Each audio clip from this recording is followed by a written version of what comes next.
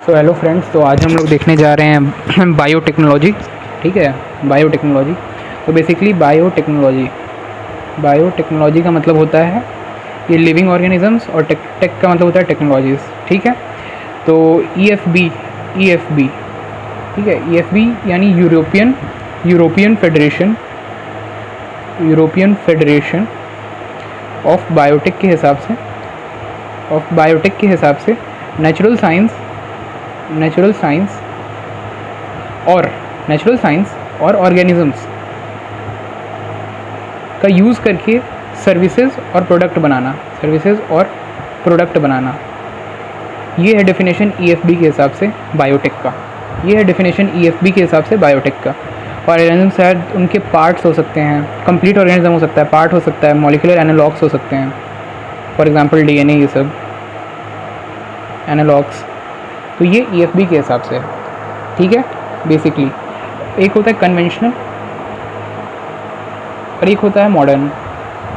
ठीक है, modern biotech या कन्वेंशनल के हिसाब से जिसमें हम लोग कंप्लीट ऑर्गेनिजम्स यूज़ करते हैं, कंप्लीट ऑर्गेनिजम्स यूज़ करते हैं। फॉर एग्जांपल जैसे कर्ड मेकिंग, ये सब है, कर्ड, इडली डोसा, ये सब। लेकिन जो मॉडर्न है उसमें हम लोग कंप्लीट ऑर्गेनिज्म ना यूज़ करके हम लोग जेनेटिकली मॉडिफाइड ऑर्गेनिजम्स यूज़ करते हैं। ठीक है, जिनमें फॉरेन जीन इंसर्ट किया जाता है या जीन मैनिपुलेटेड होता है। ठीक है, तो इसके दो प्रिंसिपल हैं, बेसिकली दो प्रिंसिपल हैं। एक है जेनेटिक इंजीनियरिंग और दूसरा जो है वो है बायो प्रोसेस इंजीनियरिंग या फिर biochemical engineering. Short revision video, इसलिए मैं डिटेल में नहीं लिख पा रहा हूँ, सारी चीज़ों को शॉर्ट में लिख रहा हूँ, पर एक्सप्लेनेशन पूरी होगी। तो जेनेटिक इंजीनियरिंग और बायो प्रोसेस इंजीनियरिंग दो प्रिंसिपल हैं बायोटेक के। ठीक है, जो जेनेटिक इंजीनियरिंग है उसमें तीन चीज़ आती है। एक आता है आरडीएनए बनाना, रिकॉम्बिनेंट डीएनए बनाना। जो दूसरी चीज़ है उसको होस्ट के अंदर ट्रांसफ़र करना, ट्रांसफ़र इन होस्ट। और जो थर्ड चीज़ है उसकी क्लोनिंग करना, उसकी कॉपी करना। ये आता है genetic engineering, which is the first principle. जो सेकंड प्रिंसिपल है वो है बायो प्रोसेस इंजीनियरिंग।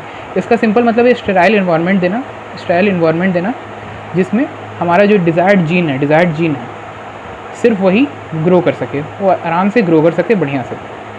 तो ये है।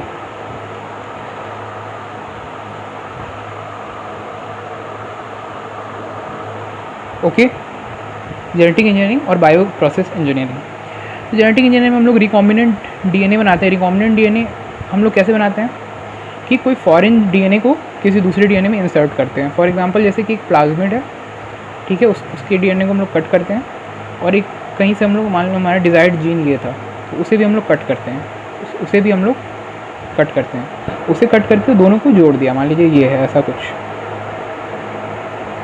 तो ये हमारा हो गया रिकॉम्बिनेंट डीएनए। क्या हो गया? Recombinant DNA. अब इसे ही हमें होस्ट के अंदर, फॉर एग्जांपल मान लीजिए कोई बैक्टीरिया जैसे इकोलाई, इसके अंदर डाल देना है ऐसे, और फर्दर जो थर्ड स्टेप है विच इज़ क्लोनिंग, उसका ढेर सारा कॉपी बन जाए। ठीक है, तो बेसिकली ये है जेनेटिक इंजीनियरिंग। और बायो प्रोसेस इंजीनियरिंग मतलब simple style, for example bio reactors और डाउन स्ट्रीम प्रोसेसिंग। तो ये बेसिक है बायोटेक का, बेसिक इंट्रोडक्शन। अब हम लोग थोड़ा डिटेल में देखना चाहेंगे, वैसे तो डिटेल में देखना चाहेंगे थोड़ा बहुत। तो अभी तक हमने बेसिक्स देख लिया जेनेटिक इंजीनियरिंग का। अब हम लोग थोड़ा सा डिटेल में कुछ देखेंगे जो आगे है चैप्टर का। तो हम लोग को देखना है कि फर्स्ट आरडीएनए वो कब बना था और किसने बनाया था। तो वो 1972 दो साइंटिस्ट, कौन से दो साइंटिस्ट? स्टैनली कोहेन और Herbert Boyer. Stanley Cohen, Herbert Boyer ने किसके प्लाज्मिड को इंसर्ट किया था? प्लाज्मिड किसका था? सल्मोनेला टाइफीम्यूरियम नाम के बैक्टीरिया का इंसर्ट किया था। और उसमें किस चीज़ को जोड़ा था? एक antibiotic resistant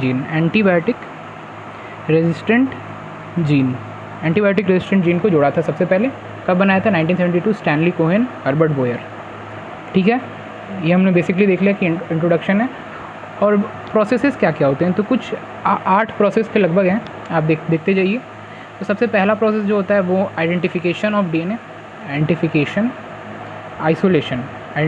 isolation of DNA, जो डीएनए है उसको आइडेंटिफाई या आइसोलेट करना। जो सेकंड चीज़ है वो है कि इसको आइसोलेट कर लिया, उसके बाद इसको रिस्ट्रिक्शन एंजाइम्स है आरी से काटना, कट फ्रॉम आरी या फिर फ्रैगमेंटेशन करना। और थर्ड है उन फ्रैगमेंट्स को सेपरेट करना, इसको जेल इलेक्ट्रोफोरेसिस से होता है, जेल इलेक्ट्रोफोरेसिस। ठीक है, थर्ड प्रोसेस आपने देख लिया।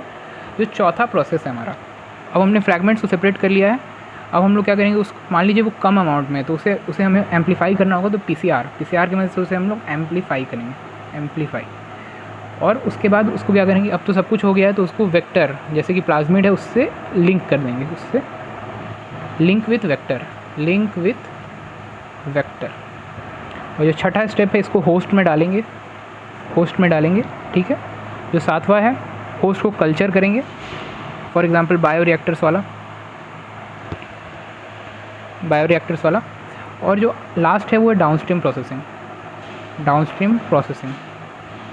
ये क्या है, डाउनस्ट्रीम प्रोसेसिंग में क्या होगा, मार्केटिंग और मतलब आइसोलेट करेंगे और उसका मार्केटिंग करेंगे, प्यूरिफिकेशन या फिर मार्केटिंग के वक्त इसको प्रिजर्वेटिव ये सब ऐड करना।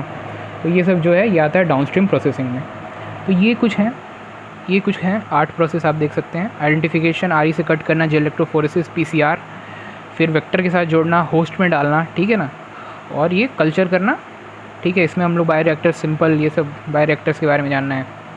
तो लाइन बाय लाइन हम लोग प्रोसेस बाय प्रोसेस पढ़ेंगे, ठीक है। जो फर्स्ट प्रोसेस, आइए फर्स्ट प्रोसेस स्टार्ट करते हैं, डीएनए को कैसे निकाला जाए। तो सबसे पहले मान लीजिए एक सेल है, उसको हम लोग सेंट्रीफ्यूज़ करेंगे। तो मान लीजिए कोई भी सेल होगा, प्लांट हो सकता है, एनिमल हो सकता है और फंगाई का हो सकता है। तो सबसे पहले सेल वॉल ब्रेक करना है। तो आपको समझते ही होंगे कि जो प्लांट होता है सेलुलोज का होता है, तो उसके लिए हम लोग सेलुलेज डालेंगे, एनिमल के लिए हम लोग क्या डालेंगे,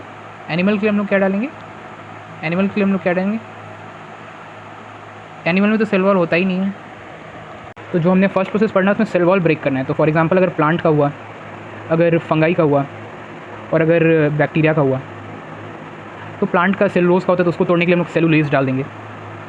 फंगाई के लिए हमने क्या डालेंगे, काइटिनेज। ये दोनों तो हमें याद रह जाता है, ये याद नहीं रहता, इसके लिए लाइसोजाइम डालेंगे, लाइसोजाइम, ठीक है। फर्स्ट स्टेप ये हो गया। फिर इसे सेंट्रीफ्यूज हम लोग कर ही रहे थे, सेंट्रीफ्यूज मतलब हाई स्पीड पे रोटेट करना, ठीक है, हाई स्पीड पे रोटेट करना, ठीक है। तो हमें अल्टीमेटली करना क्या है कि हाई स्पीड पे इसे हमने रोटेट कर रहे हैं। अब क्या करना है कि अब हमारे पास इसमें है क्या, तो हमारे पास डीएनए होगा, आरएनए होगा, लिपिड होगा, प्रोटीन होगा। बस इन तीनों को तोड़ के डीएनए को इंटैक्ट रखना है। तो आरएनएज डाल दीजिए, लाइपेज, प्रोटीएज, ये डालेंगे, है ना, तो बाकी सब टूट जाएगा और सिर्फ डीएनए इंटैक्ट रहेगा। अब उसको सेपरेट करना है तो इस रोटेटिंग सेंट्रीफ्यूज जो सेल का एक्सट्रैक्ट है उसमें हम लोग चिल्ड इथेनॉल डाल देंगे, इससे क्या होगा, DNA as strands separate out हो जाएगा। उसे बाहर निकालना है, मान लीजिए डीएनए को सेपरेट करना है, उस प्रोसेस को क्या करते हैं, जैसे ऐसे कुछ थिन थ्रेड्स लाइक निकालते हैं तो उसको बोलते हैं स्पूलिंग। तो क्या बोलते हैं हम लोग, स्पूलिंग। तो पहला ये हो गया कि हमने डीएनए को इंटैक्ट बाहर निकाल लिया है। अब हमारा जो सेकंड प्रोसेस है वो क्या था, रिस्ट्रिक्शन एंजाइम्स। तो रिस्ट्रिक्शन एंजाइम्स का भी हम लोग बेसिकली हिस्ट्री देखेंगे। 1963 ई कोलाई में 2 एंजाइम्स पाए गए। कौन से थे, एक था आरी रिस्ट्रिक्शन एंडोन्यूक्लियस और दूसरा था डीएनए मिथाइलेज। फॉर एग्जांपल जैसे मान लीजिए ये ई कोलाई है, इसके ऊपर बैक्टीरियोफाज का इन्फेक्शन कराया गया, तो उसने अपना जेनेटिक मटेरियल उसके अंदर इंसर्ट कर दिया, और ये कहीं इसका अपना जेनेटिक मटेरियल है। इसके ऊपर डीएनए मिथाइलेज जुड़ा हुआ है, उसकी वजह से कहीं यहाँ पे रेस्ट्रिक्शन एंडोन्यूक्लियस है, मान लीजिए रेस्ट्रिक्शन एंडोन्यूक्लियस, और इसके ऊपर मिथाइल ग्रुप किसने जोड़ा, कौन से एंजाइम ने जोड़ा, जो इसका अपना डीएनए है, उसके ऊपर जो बैक्टीरिया का अपना डीएनए, क्रोमोसोमल डीएनए, उसके ऊपर मिथाइल ग्रुप जुड़ने की वजह से रिस्ट्रिक्शन एंडोन्यूक्लियस को नहीं काटेगा। वो जो बाहर से फॉरेन आया बैक्टीरिया का, ये बैक्टीरियोफाज का जो वायरस है, बैक्टीरियोफाज, उसका डीएनए को क्लीव कर देगा। और अपने डीएनए को प्रोटेक्ट करने का काम किसका है, डीएनए मिथाइलेज का क्या करता है, क्रोमोसोमल डीएनए पे मिथाइल ग्रुप ऐड कर देता है, तो ये था 1963 में पता चला था बेसिकली। और जो सबसे पहला आरी फाइंड किया गया था वो था हाइंड टू। और ये ऐसा कुछ होता है कि फॉर एग्जांपल नेमिंग आप देख सकते हैं कि HIND और ये 2, तो ये जो होता है वो होता है जीनस। जैसे हेमोफिलिस है, इसका हेमोफिलिस, इसका क्या है, इन्फ्लुएंजा। ये है स्ट्रेन, RD स्ट्रेन है ये, RD स्ट्रेन। और ये है ऑर्डर ऑफ आइसोलेशन। इसी में हमारा जो एक और है वो है इको आर वन में ई कोलाई, ये रफ स्ट्रेन है RY13 और ये ऑर्डर ऑफ आइसोलेशन 1 है। तो ये बेसिक इंट्रोडक्शन हमने देखा कि आरई के बारे में हमने पढ़ा कि रिस्ट्रिक्शन एंडोन्यूक्लियस क्या होते हैं। ये रिस्ट्रिक्शन एंडोन्यूक्लियस कहते हैं, इसका पूरा फुल फॉर्म होता है। और ये न्यूक्लियस नाम की कैटेगरी के एंजाइम में होते हैं जो न्यूक्लियोटाइड्स को काटते हैं। क्या करते हैं? न्यूक्लियोटाइड्स को कट करते हैं, यानी फॉस्फोडाइएस्टर बॉन्ड को कट करते हैं, न्यूक्लिक एसिड्स को कट करते हैं, डीएनए आरएनए कट करते हैं। तो आइए अब हमें जानना है रिस्ट्रिक्शन एंडोन्यूक्लियस के कुछ और डिटेल। जो न्यूक्लियसेस होते हैं वो दो तरह के होते हैं, एक्सोन्यूक्लियस और एंडोन्यूक्लियस। एंडोन्यूक्लियस को हम लोग जेनेटिक इंजीनियरिंग या फिर इसमें बायोटेक में यूज़ करते हैं, ठीक है। एक्सोन्यूक्लियस और एंडोन्यूक्लियस, ठीक है। ये जो एक्सोन्यूक्लियस हैं वो न्यूक्लियोटाइड के बाहर कट मारते हैं, यहाँ पे फॉर एग्जांपल यहाँ से कट कर दिया, यहाँ से कट कर दिया। न्यूक्लियोटाइड्स ये हैं, इसके अंदर से कट नहीं किया, लेकिन बीचों बीच से जो कट करें, जो बीच से कट करें, न्यूक्लियोटाइड के अंदर से, न्यूक्लियोटाइड के दो न्यूक्लियोटाइड के बीच में कट लगाएं, उसको बोलते हैं एंडोन्यूक्लियस। और फॉर एग्जांपल आरई। दो एग्जांपल जो आपको ध्यान रहे, इको आर1 और Hind two was the first. Hind two first था, फर्स्ट जो फाउंड हुआ था, और बाद में 5 साल बाद 5 years लेटर आइसोलेटेड, ठीक है। Eco R one and Hind two. फिर हमें देखना है कि और इसकी डिटेलिंग क्या क्या है। फॉर एग्जांपल ये किस तरह के एंड्स क्रिएट करते हैं। जैसे आप देखिए, इसी ये न्यूक्लियोटाइड्स हैं, मान लीजिए इसको अगर हमने बीचों बीच से ऐसे काटा दोनों से, तो कुछ ऐसे एंड्स क्रिएट हो जाएंगे। तो ये एंड्स कहीं चिपकते नहीं है, तो इसे बोलते हैं ब्लंट एंड्स। लेकिन अगर न्यूक्लियोटाइड के कुछ एक यहाँ से काटा और एक ऐसे काटा, तो कुछ इस टाइप से बन जाता है, इस टाइप से।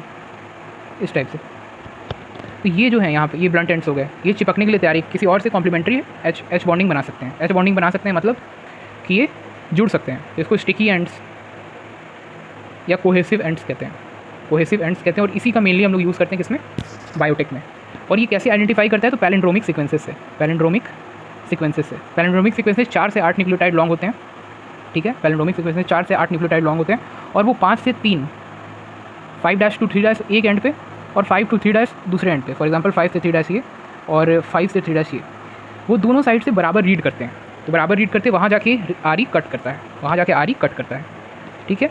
जो दोनों साइड से, फॉर एग्जांपल MADAM, मैडम, आप इधर से रीड करिए चाहे इधर से रीड करिए, वो सेम ही होगा। तो आपको बस इसमें ध्यान रखना है इको आर वन का होता है GAATTC 5 से 3। बस ये ध्यान रख लीजिए, आपका काम हो जाएगा। ये इसका पैलिंड्रोमिक सीक्वेंसेस है, which is 1 2 3 4 5 6 base pairs long, ठीक है। तो ये आपको ध्यान रखना है। और अगर आप हाइंड टू का ध्यान रखना चाहते हैं, तो बस ये जो दोनों टी हैं इसको इधर कर दीजिए, GTTAAC, ये हो गया हाइंड टू का। तो ये हो गया पैलिंड्रोमिक सीक्वेंसेस क्या होते हैं, स्टिकी एंड्स, ब्लंट एंड्स क्या होते हैं, और ये कैसे कट करता है, बेसिकली ये है, ठीक है। अगर हमें same type of sticky ends बनाने हैं, तो हम लोग को जो दो चीज़ कट करे थे, एक तो प्लाज्मिड था, एक हमारा डिजायर्ड जीन था। तो उन दोनों को हम लोग को सेम आरई से कट करना होगा, सेम आरई से कट करना होगा, ताकि सेम टाइप के स्टिकी एंड्स बने। फॉर एग्जांपल ये इसका है और इसका कुछ ऐसा बन गया, तो ये दोनों आपस में जुड़ सकें, सेम टाइप का स्टिकी एंड्स क्रिएट हो सके। इसके लिए सेम आरई से कट करना ज़रूरी है। अब हमारे फ्रैगमेंट्स बन गए, तो उन फ्रैगमेंट्स को सेपरेट करेंगे जेल इलेक्ट्रोफोरेसिस। जेल क्या होता है? यहाँ पे यूज़ होता है एगरोज जेल, जो कि कहाँ से मिलता है? Red algae. Electro means electricity, phoresis means separation, और इस पर सेपरेशन किस हिसाब से होता है? मॉलिकुलर वेट के हिसाब से। जो जितना भारी है वो पास रह जाएगा, और जो जितना हल्का है वो दूर जाएगा, कुछ इस टाइप से। इसमें क्या होते हैं? निगेटिव साइड होता है और एक पॉजिटिव साइड होता है। इसको बोलते हैं कैथोड और इसको बोलते हैं एनोड।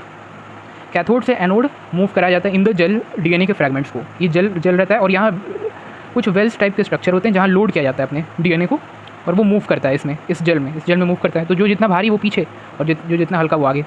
तो इस हिसाब से ये जेल इलेक्ट्रोफोरेसिस में ये सेपरेट होते हैं, ठीक है। एग्रोस जेल ये, और ये दिखते कैसे हैं? ऐसे दिखते नहीं, इनको स्टेन करना पड़ता है किससे? इथीडियम ब्रोमाइड, और under UV ray bright orange bands देखने को मिलते हैं, ठीक है। फिर इसे निकाल लिया जाता है जेल में से, उस पीस को काट के निकाला जाता है जहाँ अपना डिजायर्ड फ्रैगमेंट हो, और इस प्रोसेस को कहते हैं इल्यूशन कट करके निकालना। फिर अल्टीमेटली उसको सेपरेट कर दिया जाता है। जेल इलेक्ट्रोफोरेसिस हमारा जो थर्ड स्टेप था, थर्ड स्टेप के बाद हमारा फोर्थ स्टेप क्या आता है? इसे हमने सेपरेट कर लिया, इसे हमने सेपरेट करके PCR किया। PCR बेसिकली 3 प्रोसेस है, डीनेचुरेशन, एनीलिंग, और आता है लास्ट एक्सटेंशन। आपको इसका टेम्परेचर्स ध्यान रखना है। जो पहला है डीनेचुरेशन, वो होता है अराउंड 90 to 94 डिग्री सेल्सियस। जो सेकंड है वो अराउंड 54 डिग्री सेल्सियस, और जो एक्सटेंशन वो अराउंड 72 डिग्री सेल्सियस।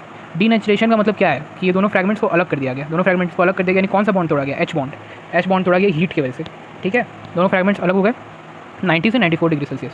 एनीलिंग में क्या होता है, प्राइमर्स ऐड किए जाते हैं, प्राइमर्स ऐड, एनीलिंग में प्राइमर्स ऐड किए जाते हैं, इसके 3' पे OH खाली रहता है बॉन्ड बनाने के लिए, ठीक है। प्राइमर्स जो छोटे छोटे न्यूक्लियोटाइड के सीक्वेंसेस हैं जिनको हम लोग ओलिगोन्यूक्लियोटाइड भी कहते हैं, ओलिगोन्यूक्लियोटाइड भी कहते हैं, ठीक है। उससे 3' पे OH होता है उससे।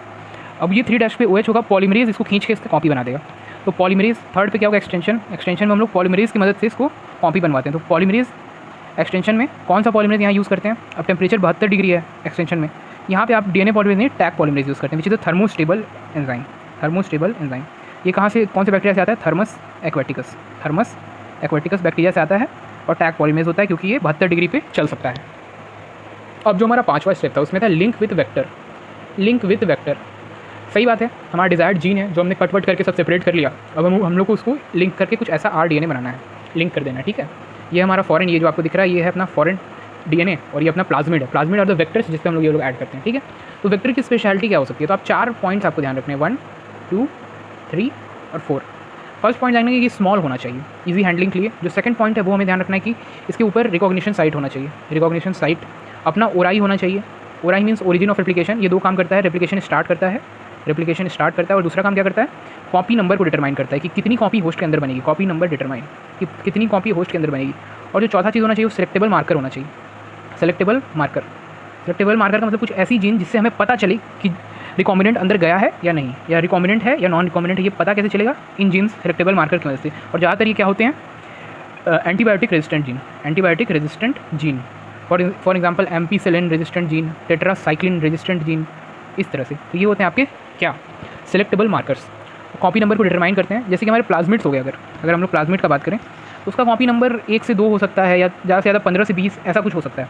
लेकिन हमारे पास जो बैक्टीरियोफाज है, बैक्टीरियोफाज क्या था, वायरस, उसका कॉपी नंबर हज़ार्स में भी हो सकता है, ठीक है। तो ये चीज़ें स्मॉल होनी चाहिए, पहला चीज़। रिकॉग्निशन साइट्स मीन्स क्या, इस प्लाज्मिड पे अलग अलग रिस्ट्रिक्शन एंजाइम के लिए ढेर सारी रिकॉग्निशन साइट्स होने चाहिए, पर इसमें भी क्या चाहिए है कि अलग अलग रिस्ट्रिक्शन एंजाइम्स के लिए साइट्स हो, सही है, क्योंकि हमारे पास ऑप्शन है, इससे भी कट कर सकते हैं, इससे भी। लेकिन अगर एक ही एंजाइम उसका ढेर सारा हो, मान लीजिए इको आर वन का ढेर सारा हो, तो अलग अलग जगह से काट देगा तो अननेसेसरी फ्रैगमेंट क्रिएट हो जाएगा, अननेसेसरी फ्रैगमेंटेशन हो जाएगा, तो वो हमें नहीं चाहिए। तो बेस्ट क्या है कि डिफरेंट REs की रिकॉग्निशन साइट्स हो, पर एक RE का मल्टीपल रिकॉग्निशन साइट अवॉइड करना चाहिए। तो ये वेक्टर से कुछ फीचर हो गए। अब इन वेक्टर में क्या क्या एग्जाम्पल क्या हो सकता है, हमने पूरा अभी देखा, प्लाज्मिड, बैक्टीरियोफाज भी देख लिया हमने, बैक्टीरियोफाज। और अगर उसको एनिमल सेल में भेजना है तो हम लोग रेट्रोवायरस का यूज़ करते हैं, रेट्रोवायरस।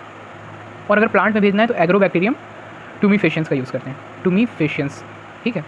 ये एक तरह का बैक्टीरिया है, इसको यूज़ करते हैं, रेट्रोवायरस का यूज़ करते हैं हम लोग एनिमल सेल के लिए, एनिमल के लिए।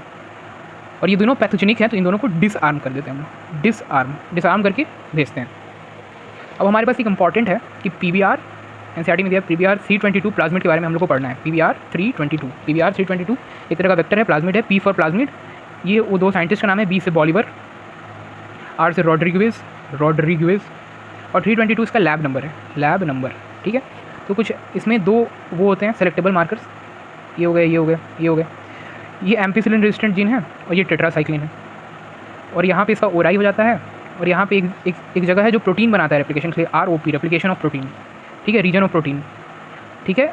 इसमें अलग अलग REs के लिए रिकॉग्निशन साइट है। फॉर एग्जांपल इसमें 2 हैं, कौन से, PVU1 और PST1। और यहाँ 3 है, 1 2 3, इको R1, क्लेवन और एक क्या था, हाइंड 3। यहाँ 2 है, BAM-H1, टेट्रासाइक्लिन रेजिस्टेंट वाले में 2 है, BAM-H1 और सेल्वन। और ये ROP जो है इस रीजन में भी एक PVU2 है, PVU2 RE का रिस्ट्रिक्शन साइट है। तो ये आपको कहाँ क्या है ये आपको याद रहना चाहिए, MPAR और TETAR, ओके। इसके बाद हमें देखना है सिलेक्शन का प्रोसेस। सिलेक्शन मतलब कि देखिए, या तो 3 ही केस हो सकता है, ये हमारी प्लाज्मिड थी, एक रिकॉम्बिनेंट वाली प्लाज्मिड थी, एक नॉर्मल प्लाज्मिड थी, ठीक है, यही है। तो अगर मान लीजिए नॉर्मल प्लाज्मिड अंडर गई और एक रिकॉम्बिनेंट वाली प्लाज्मिड अंडर गई, तो ये दोनों क्या हैं, ये है ट्रांसफॉर्मेंट हम लोग यूज़ करते हैं होस्ट के लिए। मान लीजिए बैक्टीरिया इकोलाई इसके अंदर गए तो ट्रांसफॉर्मेंट है। अगर ट्रांसफॉर्मेंट के अंदर ये वाली गई, मीन्स जिसके अंदर डिजायरेबल जीन था, वो वाली प्लाज्मिड गई, तो इसको बोलते हैं रिकॉम्बिनेंट, ठीक है। और ये वाली गई तो नॉन रिकॉम्बिनेंट, और जिसके अंदर गया ही नहीं, कोई सा भी प्लाज्मिड गया ही नहीं, इसको बोलते हैं नॉन ट्रांसफॉर्मेंट। तो ये रिकॉम्बिनेंट और नॉन रिकॉम्बिनेंट का पता कैसे लगाते हैं, इसके लिए हमारे पास दो बेसिकली टेक्निक्स हैं। एक वो एंटीबायोटिक वाली है, और दूसरी को हम लोग कहते हैं blue white selection, which is very important. तो हम लोग कैसे करेंगे, पहला एंटीबायोटिक वाला अगर हमने मेथड देखना है, एंटीबायोटिक वाला मेथड अगर देखना है हमें, तो एंटीबायोटिक वाला मेथड अगर देखना है तो हम लोग को सबसे पहले कल्चर करना होगा। हमारा जो होस्ट है उसे हमें कल्चर करेंगे एक मीडियम के अंदर, न्यूट्रिएंट मीडियम के अंदर उसे कल्चर करेंगे। तो मान लीजिए एक ये हो गया, एक ये हो गया, ठीक है। और इसके अंदर हम लोग क्या करेंगे, मान लीजिए उसमें हमने कट लगाया था यहाँ पे, फॉर एग्जांपल अगर आप PBR वाला ही सोचें तो यहाँ पे एम्पीसिलिन रेजिस्टेंट जीन था और यहाँ पे क्या था, टेट्रासाइक्लिन रेजिस्टेंट जीन, ठीक है। मान लीजिए हमने यहाँ BAM-H1 से कट लगाया, BAM-H1 से, तो वो कहाँ जाएगा, BAM-H1 इस पे था टेट्रा पे, तो ये वाली जीन तो ये इंसर्ट हो गया, ठीक है, हमारा फॉरेन वाला, ठीक है। तो हम लोग को सबसे पहले देखना है कि उसको सेपरेट करना है, उसको हटाना है कि जो हमारा जिसमें गया ही नहीं, नॉन ट्रांसफॉर्मेंट को अलग कैसे करेंगे, जिसके अंदर ये गए होंगे उसको एटलीस्ट ये वाले का, क्योंकि इसमें तो ये इंसर्ट हो गया तो ये जीन इनएक्टिव हो गई, टेट्रासाइक्लिन रेजिस्टेंट वाली इनएक्टिव हो गई, इसमें ये इंसर्ट हो गया। तो हमें देखना है कि ये इसमें गया अगर इकोलाई के अंदर, तो एम्पीसिलिन से अगर वो रेजिस्टेंट है, वो सेल गया सेल में, मान लीजिए ऐसे, तो एम्पीसिलिन तो हमेशा एक्टिव, अगर एम्पीसिलिन हम लोग इसमें डालें, एम्पीसिलिन वाला है, तो अगर जो रेजिस्टेंट होगा वो ट्रांसफॉर्मेंट हो गया, और जो मर जाएगा एम्पीसिलिन में वो हो गया नॉन ट्रांसफॉर्मेंट। तो जो रेजिस्टेंट हो गया वो गया ये दोनों ट्रांसफॉर्मेंट, लेकिन अब इन ट्रांसफॉर्मेंट से पता कौन सा लगेगा, कौन सा रिकॉम्बिनेंट है, कौन सा नॉन रिकॉम्बिनेंट है। तो हम लोग क्या करते हैं, इसमें अब इसका एक रेप्लिका क्रिएट कर लेते हैं, इसका एक रेप्लिका क्रिएट करते हैं, ठीक है। और उसमें हम लोग फिर देखते हैं कि ये है, अब इसमें टेट्रासाइक्लिन ऐड करके देखते हैं, क्या करते हैं, टेट्रासाइक्लिन ऐड करते हैं। तो अगर टेट्रासाइक्लिन ऐड करेंगे जिसमें ये इंसर्ट हुआ होगा, कहाँ इंसर्ट हुआ होगा, टेट्रासाइक्लिन पे, तो ये जीन इनएक्टिव हो गई होगी, तो यहाँ पे ये टेट्रासाइक्लिन से रेजिस्टेंट नहीं होगा तो ये मर जाएगा। तो जो मर जाएगा और उसका हम लोग पोजीशन रेप्लिका की मदद से चेक करेंगे यहाँ पे, ठीक है। तो ये हमारा रिकॉम्बिनेंट हो गया। कैसे, क्योंकि टेट्रासाइक्लिन से ये रेजिस्टेंस शो नहीं कर रहा है। नॉर्मल कंडीशन में अगर जाना चाहिए, मान लीजिए ये वाला गया तो ये तो जिंदा रहेगा क्योंकि इसमें दोनों जीन इंटैक्ट है, एम्पीसिलिन वाली भी और टेट्रासाइक्लिन वाली भी। तो ये बेसिकली ये है, ये थोड़ा कॉम्प्लेक्स प्रोसेस है, क्योंकि इसमें रेप्लिका बनाना पड़ रहा है, डबल प्लेटिंग करनी पड़ रही है। तो इसकी जगह हम लोग यूज़ करते हैं आज के समय में मतलब PUC8, which is much convenience. UC का है यूनिवर्सिटी ऑफ कैलिफोर्निया, UC का मतलब है यूनिवर्सिटी ऑफ कैलिफोर्निया, ठीक है। सेकेंड है अपना वही ब्लू वाइट सिलेक्शन, इसमें हम लोग यूज़ करते हैं वही PUC8। इसमें क्या होता है, इसमें एम्पीसिलिन वाला तो आज भी जिंदा है, एम्पीसिलिन रेजिस्टेंट जीन इसमें भी होता है, और इसमें यहाँ टेट्रासाइक्लिन की जगह यहाँ लैक्जी करके एक जीन होती है, लैक्जी। ये क्या बनाती है, बीटा गैलेक्टोसाइडेज बनाती है। क्या बनाती है, बीटा गैलेक्टोसाइडेज क्या करता है, एक सबस्ट्रेट है एक्स-गैल, उसको प्रोडक्ट में कन्वर्ट करता है which is the blue product, ठीक है। एक्स-गैल को ब्लू प्रोडक्ट में कन्वर्ट करता है बीटा गैलेक्टोसाइडेज, ठीक है। तो ये कैसे पता चलेगा, मान लीजिए हमने कल्चर करके कॉलोनीज़ बना ली, ढेर सारी ऐसे कॉलोनीज़ बना ली ऐसे, ठीक है। इसमें क्या डाला, पहले तो एम्पीसिलिन डाला, कल्चर किया, ये कल्चर है हमारा, कल्चर में पहले एम्पीसिलिन डाला। एम्पीसिलिन डालते पहले तो वो नॉन ट्रांसफॉर्मेंट्स वाले जो हैं वो मर जाएंगे, सिर्फ ट्रांसफॉर्मेंट्स बाकी रहेगा। अब इसमें से हम लोग को देखना है कि रिकॉम्बिनेंट कौन सा है और नॉन रिकॉम्बिनेंट कौन सा है। सिंपल से बात है, इसमें अब हम लोग डालेंगे एक्स-गैल। अगर एक्स-गैल डाले और जो कॉलोनीज़ ब्लू हो गई, इसका क्या मतलब है, अगर ब्लू हो गई तो ये जीन इंटैक्ट है, क्योंकि हम लोग इस जीन में इंसर्शन करते हैं फॉरेन वाले का, ये जीन इंटैक्ट है, लैक्जी जीन जो बीटा गैलेक्टोसाइडेज बना रही है, तो वो हमारे क्या हो जाएंगे, इसके अंदर तो गया नहीं, वो इंसर्शन हुआ ही नहीं, क्योंकि इंसर्ट होता तो ये जीन इनएक्टिव हो जाती। तो ये जो नीले वाले कॉलोनीज़ आ जाएंगे, जो ब्लू कॉलोनीज़, उसके अंदर तो है ही नहीं रिकॉम्बिनेंट वाला, तो नॉन रिकॉम्बिनेंट हो जाएंगे। और जो वाइट कॉलोनीज़ होंगी, मान लीजिए जो अलग से वाइट कॉलोनी है, वाइट कॉलोनी, वो क्या हो जाएंगे हमारी रिकॉम्बिनेंट। क्यों, क्योंकि उसका ये बीटा गैलेक्टोसाइडेज वाला जो जीन है लैक्जी, वो इनएक्टिव हो गया है इंसर्शन ऑफ फॉरेन DNA की वजह से। तो सिंपल है, यहाँ का फाइनल क्या है, ब्लू रिकॉम्बिनेंट नहीं है, नॉन रिकॉम्बिनेंट, और जो वाइट है वो क्या है, रिकॉम्बिनेंट है। ब्लू वाला क्यों, क्योंकि इसका आज भी इंटैक्ट है जीन, और इसका जो है, इसका जीन इनएक्टिव हो गया है फॉरेन जीन की इंसर्शन की वजह से। क्विक रिवीजन, हमने अभी तक क्या देखा, पहला हमने DNA आइसोलेट कर लिया, सेकंड हमने RE से कट कर लिया, थर्ड हमने जेल इलेक्ट्रोफोरेसिस देख ली, चौथा हमने PCR देख लिया, पांचवा हमने PCR के बाद हमने क्या देखा था कि PCR के बाद हमने उससे वेक्टर से लिंक किया। अब क्या करेंगे, उसे हम होस्ट में डालेंगे, होस्ट में डालेंगे। तो होस्ट में डालने के लिए आपके पास 4 मेथड्स हैं। पहला हीट शॉक, ठीक है। सेकंड है आपका जीन गन, थर्ड है आपका माइक्रो इंजेक्शन, ठीक है, माइक्रो इंजेक्शन, और जो लास्ट है वो आपका है डिजार्म्ड पैथोजन, ठीक है। तो ये 4 तरीके हैं जिससे आप होस्ट में अपने रिकॉम्बिनेंट DNA को डाल सकते हैं, ठीक है। तो पहला हीट शॉक है। हीट शॉक में हम लोग करते क्या है, सबसे पहले कैल्शियम 2+ कैल्शियम 2+ कैटायंस जो हैं डाइवैलेंट कैटायंस, उससे उसे कॉम्पिटेंट बनाते हैं होस्ट को। होस्ट को क्या बनाते हैं? कॉम्पिटेंट। कॉम्पिटेंट बनाने का मतलब क्या है कि अब वो तैयार हो चुका है फॉरेन डीएनए को लेने के लिए, ठीक है। और उसके बाद हम लोग क्या करते हैं, उसको हीट शॉक देते हैं, पहले आइस, फिर 42 degree celsius heat and then ice, तो इससे क्या होता है कि होस्ट अपने सेल वॉल के जो पोर्स हैं, फॉर एग्जाम्पल ये बैक्टीरिया सेल वॉल के जो पोर्स हैं उससे फॉरेन डीएनए को ले लेता है। तो आपको ध्यान रखना है कि कैल्शियम 2+ सबसे पहले कॉम्पिटेंट बनाया, फिर ice 42 degree Celsius. Okay. Gene gun किसके लिए यूज़ होता है? प्लांट के लिए, जिसमें हम लोग डीएनए को कोट कर देते हैं, किससे? गोल्ड या टंगस्टन से। माइक्रो इंजेक्शन किसके लिए यूज़ होता है?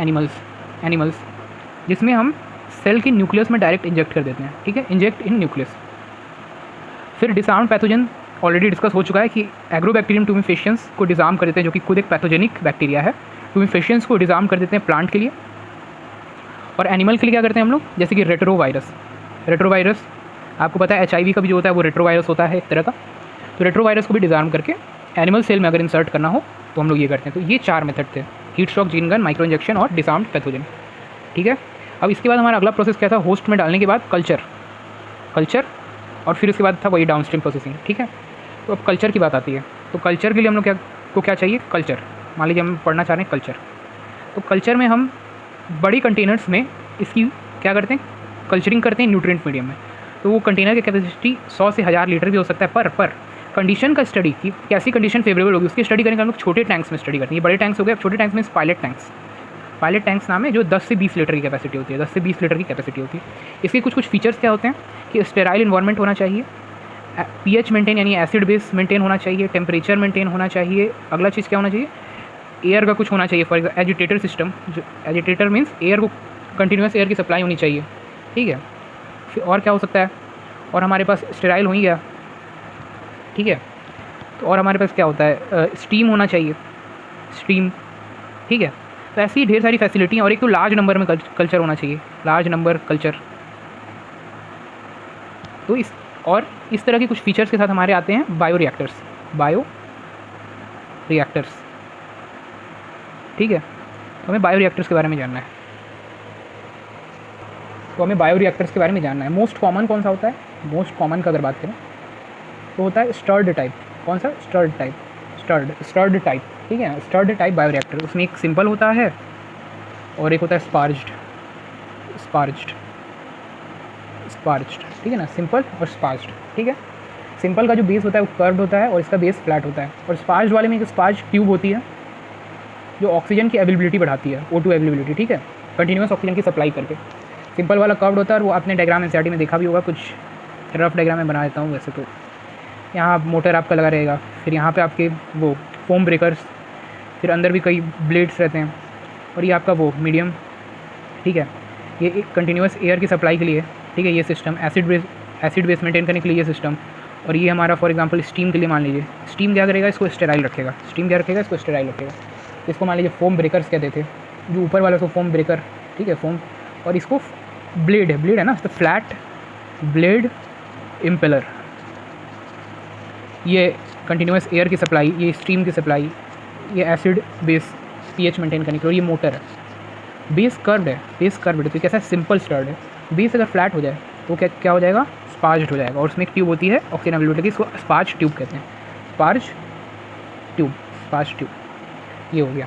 इसी के साथ हमें कल्चर्स भी देखना है। 2 तरह का कल्चर होता है, एक होता है कल्चर बैच, और एक होता है हमारा वो continuous culture. Batch culture continuous, ये एक तरह का ओपन होता है, नहीं सॉरी, बैच कल्चर क्या होता है? क्लोज होता है, और कंटिन्यूस वाला ओपन होता है। फॉर एग्जांपल मान लीजिए कल्चर है, तो इसके अंदर सिर्फ और सिर्फ न्यूट्रिएंट की एंट्री है, और अब हमारा जो कल्चर है उसकी एंट्री है न्यूट्रिएंट मीडियम की। बट इसमें कहीं से मेटाबॉलिक वेस्ट को एग्जिट नहीं करा सकते। लेकिन इसमें क्या है? इसमें एंट्री भी है और मेटाबॉलिक वेस्ट के लिए एग्जिट भी है, ठीक है, इसलिए ओपन कहलाता है। और ये कंटिन्यूस है, कंटिन्यूस न्यूट्रिएंट का सप्लाई होते रहता है और मेटाबॉलिक वेस्ट का रिमूवल होते रहता है। तो इसमें कुछ समय बाद चीज़ें स्टैग्नेट करने लगेगी, मेटाबॉलिक वेस्ट एक्यूमुलेट हो जाएगा। तो इसका ग्राफ कुछ ऐसा होता है, इस टाइप का। इसमें क्या आता है? ये लैग फेज़ है, ये वाला जो फेज़ एक्सपोनेंशियल इसको बोलते हैं लॉग, और ये जो है जो स्टैग्नेट करने लगा इसको बोलते हैं स्टेशनरी फेज़, ठीक है। पर इसमें ऐसा कुछ होता ही नहीं है क्योंकि इसमें कंटिन्यूस सप्लाई है, तो इसका लॉग फेज़ कंटिन्यू रहता है। लॉग फेज़ कंटिन्यू रहता है, स्टेशनरी आता ही नहीं है। बेसिकली 2 तरह का हो गया, batch which is a close culture, और ये कंटिन्यूस हो गया। इसके बाद हमारा कल्चर ख़त्म हो जाता है, जो हमारा प्रोसेस था कल्चर वाला, कल्चर वो डन। 9th जो हमने पढ़ा था, मतलब इसके बाद का देखा था ना, नहीं 7th कल्चर था, 8th हमारा वो था डाउनस्ट्रीम वाला, डाउनस्ट्रीम प्रोसेसिंग। तो डाउनस्ट्रीम प्रोसेसिंग बस एक लाइन का है, कुछ है नहीं, मान लीजिए यहाँ बताते हैं। Downstream processing means separation, isolation और प्यूरिफिकेशन ऑफ प्रोडक्ट, इतना कर लिया, प्लस उसकी मार्केटिंग, प्लस उसका मार्केटिंग। लेकिन एक चीज़ ज़रूर ध्यान रखिए कि मार्केटिंग से पहले उसमें प्रिजर्वेटिव ऐड किया जाता है। क्या ऐड किया जाता है? प्रिजर्वेटिव्स, ताकि वो लंबे समय तक स्टोर हो सके। तो ये था biotic principles and processes. Everything is done almost.